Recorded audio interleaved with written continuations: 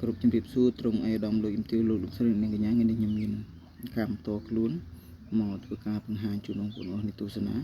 ហើយសម្រាប់ក្របនេះគឺខ្ញុំស្រឡាញ់បែបនេះខ្ញុំស្រឡាញ់បែបនេះអញ្ចឹងខ្ញុំក៏អត់ខាត់ចូលទៅក្នុងទៀតទេតាមពិតវាមានស្នាមមានអីមួយចំនួនដែលយើងត្រូវខាត់បញ្ចុះចូលឲ្យជ្រៅដើម្បីផុតណាស្នាមគេហៅស្នាមប្រសិទ្ធបែបប្រសិទ្ធអញ្ចឹងគឺអត់ជាបញ្ហាទេអត់បញ្ហាទេវាយើងខាត់ចូលជ្រៅទៅទៀតទៅបានហើយផ្នែកសាច់របស់គេគឺមានពលឺបែបលោហៈនៅផ្នែកខ្លះហើយផ្នែកខ្លះគឺមានសាច់បែបកាយហើយនឹងពណ៌ក្រហមហើយកន្លែងពលឺបែបលោហៈជាប់ពណ៌ស្តៀងពណ៌មាសអញ្ចឹងគឺស្អាតប្លែកមែនទែនសម្រាប់ខ្ញុំនឹងហើយនឹងមានឡតធំៗពីរដែលខ្ញុំត្រៀមតាមពិតឡតនេះខ្ញុំត្រៀមធ្វើកម្ម16លីដែលមានឡតពត្រានេះបាទឡតពត្រាមួយកម្ម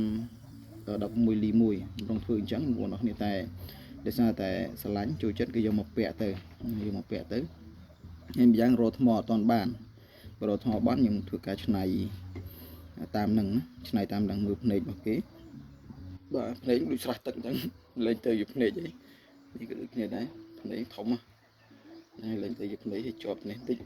ដោយសារធ្វើទូជាងនេះលេងស្អាតអញ្ចឹងក៏ទុកប៉ុណ្ណឹងទៅបើសិនជាមានបងប្អូនគាត់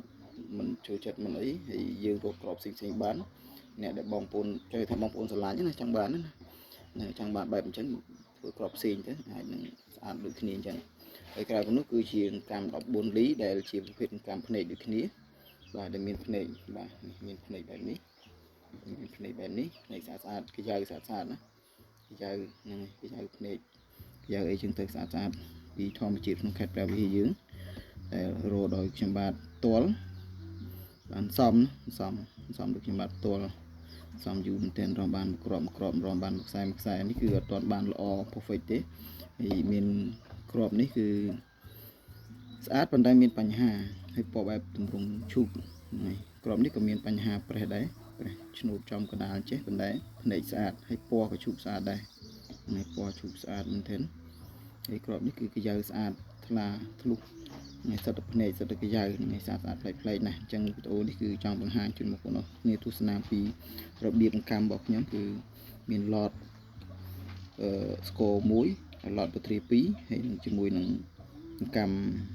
ភ្នែកមួយចំនួនដែលយើងត្រូវការច្នៃក្រងចូលគ្នាឲ្យពាក់គឺបង្ហាញពីសម្រស់មួយបែបគ្រាន់ថាมันបានស្រោយទេពណ៌នេះគឺមិនសាមញ្ញណាសាមញ្ញប៉ុន្តែល្អពិសេសហើយបើសិនជាចង់បានពណ៌បែបស្រស់គឺពណ៌បែប